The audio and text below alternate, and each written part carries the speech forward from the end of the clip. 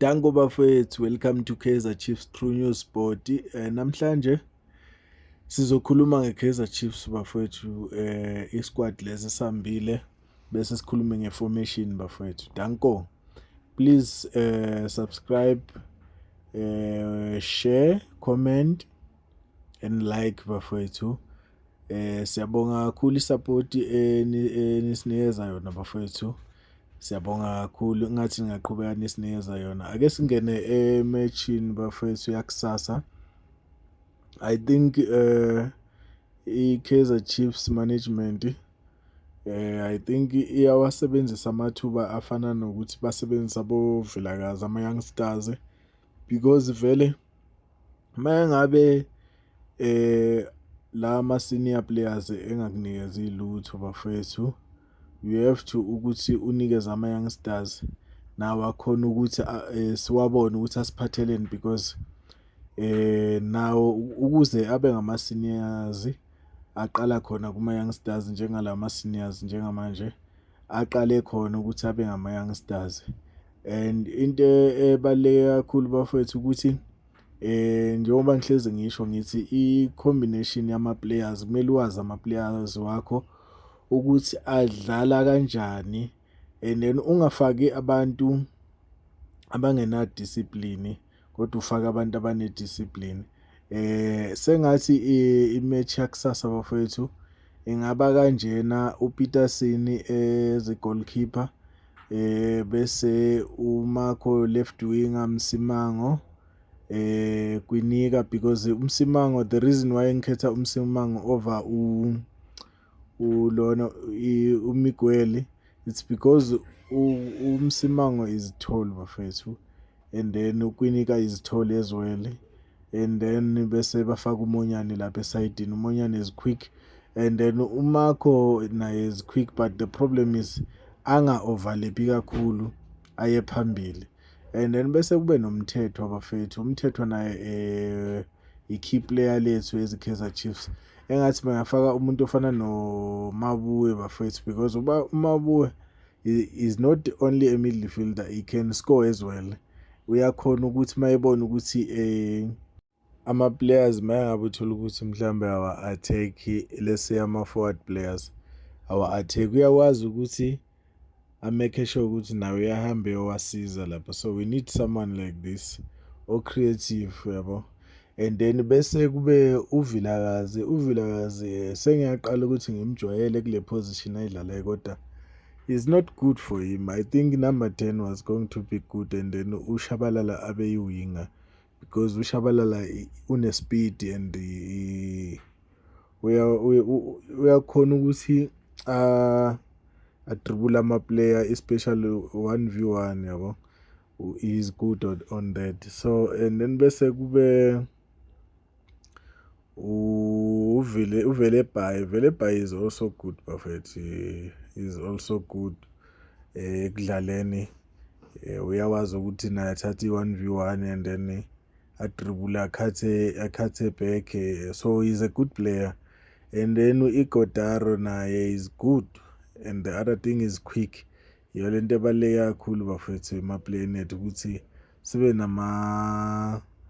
ama-player akhona ukucabanga fast. And the other thing engiyithanda ngo-Igodaro ukuthi uyakhona ukuthi a-protect-e ibhola, uyakhona ukuliprotecta ibhola bafethu, and which is good. And then bafethu ake singeneni nalapha enkulumeni bathi mbani, uJunior Khanye bafethu. uJunior Khanye inkulumo yakhe angazi ukuthi kusike kuthini, kodwa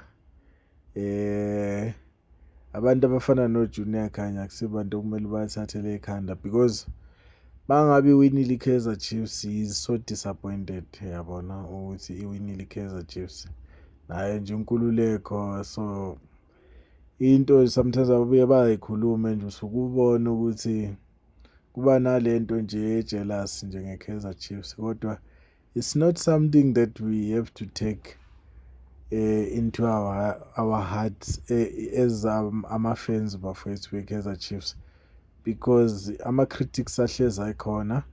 And then enye into kakhulu nabo basuke bayazi ukuthi make wakhuluma nje nge-Kaizer Chiefs angathi against i-Kaizer Chiefs. Ama-Pirates fans, they come and support you. You get more viewers. Even the Kaizer Chiefs fans, they come and listen to what you said, and then bese beya-commenta. So it's something that they want ukuthi nabo ngathi mhlambe kunabantu ababa-challengeayo yabo.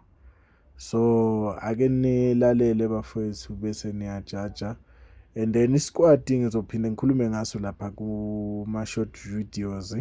Ngizokhuluma ngawo, ngizoyiposta lapha kuma-short videos, and then please comment guys, subscribe, share, like, so that the channel can grow, because the thing that I want to do is to bring a camera bafowethu, so that when I talk to you, you can see who is talking to you.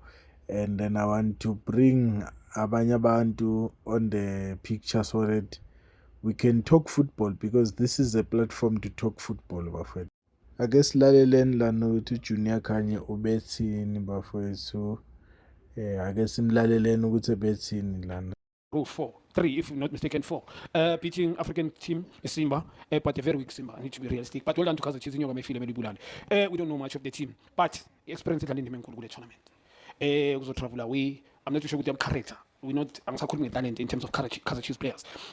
For them, remember, majority of them are representing national team, and they don't play often this tournament. So, I'm going to reaction now. Psychologically, they're going to be prepared now. We don't know as issue away much of the home team, but give me Chiefs the question again. And to players to Kaizer Chiefs with the character. Ngoba kule tournament engibonile on Confederation Champions League, talent is not enough.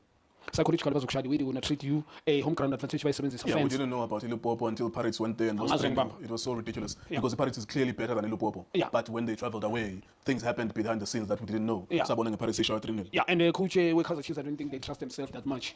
They can go away, but like open game. You understand? They will play low block or probably wait for a right moment, but like a counter attack. I don't see. Maybe let me ask you a different type of question. Yeah. Can they go there and get a draw? Maybe. It's going to be difficult. It's going to be very difficult. Because the difficult thing about this prediction is that we don't know the team either. Yeah. Because now they're not an African giant. Yeah. It's not like Zamalek in Egypt, Al Ahly, Pyramid, Zamalek. Yeah. Those are the only teams we know in that from that country in terms of continental football. Yeah. So it's difficult to even preempt until Sibabona Sunday. It will be the first time that Sibabona Sunday where we can be able to say, okay, they're good enough or not good enough. Yeah, that's my prediction anyway. I'm not saying they are a team that we say but I'm a team I say Egypt in fact they're very difficult. Majority of teams in Morocco and Egypt are some teams here. These two countries. I don't know much of them in terms of playing on open play, but away by 7 disadvantage. A question from Gubuza and Kaizer Chiefs, they're gonna able to play go full stadium my players. But too much, which is a good thing. If I'm a senior player of Nigginix, especially if those players they're gonna perform.